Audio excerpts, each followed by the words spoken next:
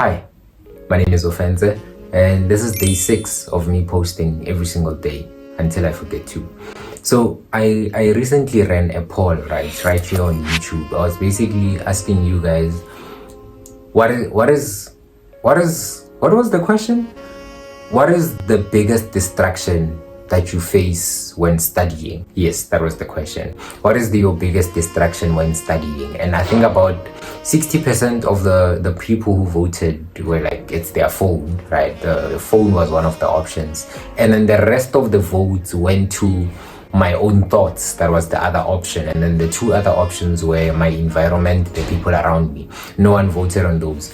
So today I was actually quite intrigued about the number of people that voted under my thoughts, right? Because it's not something that I deeply thought about, but then seeing that, it made me realize that, people actually struggle more with their own thoughts than the phone addiction. Because unlike your usual distractions, with this one, we can basically say the thing that is distracting you is you.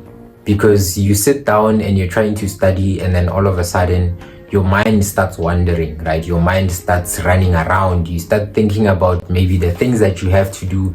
You start thinking about things that happened before, about a bunch of memories. You start thinking about what if you fail this test? You start thinking about maybe traumatic events, things that are not nice. There's a whole different range of thoughts that we all go through, right? It differs from person to person. Yeah, it differs, right? So I basically had to take some time to think about this very, very carefully and how I'm to answer it, right? Because if I'm to be honest about myself, right, I don't really, if I'm distracted, the thoughts that distract me when I'm studying, I wouldn't consider them as major thoughts, right? The things that distract me most of the time, it's small things such as, I forgot to take the meat out of the fridge. Okay, I have to call my friend after this and tell them 1, 2, 3, wobble. Things like that. Those are the type of thoughts that distract me. But I had to think about it deeply, mainly because I don't know other people's experiences and what do they mean when they say they are distracted by their thoughts when it comes to studying. So maybe it's deeper than that. It's deeper than me just saying, just ignore it, right? Because you can't ignore your thoughts. So I don't really have the truest answer for this one, but I definitely have an answer for you. I have a solution that might help, and I hope it helps. If you are someone who is distracted when you're studying, write the thoughts down. Write the thoughts down as much as you can.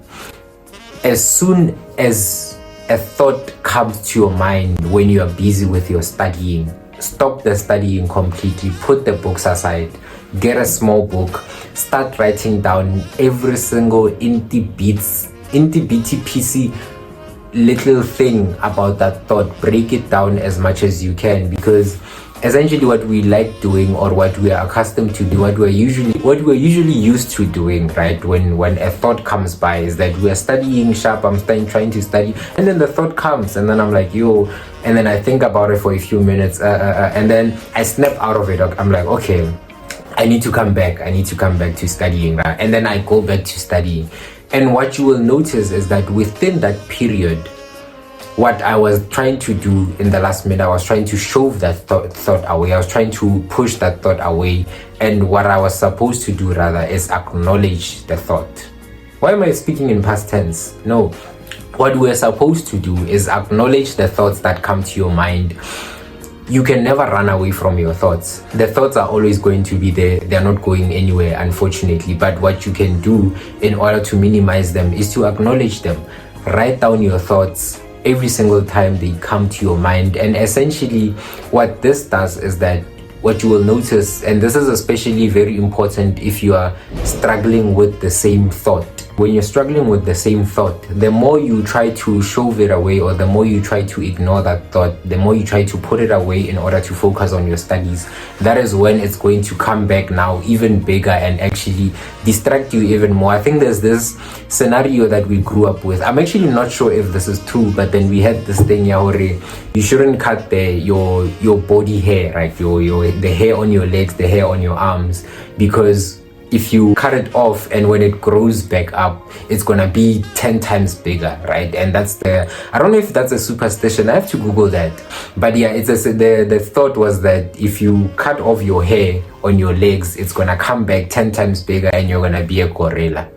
That was the thought that we grew up with. And I'm not sure if that is true, but then I definitely know that that same scenario applies for your thoughts, and it's true.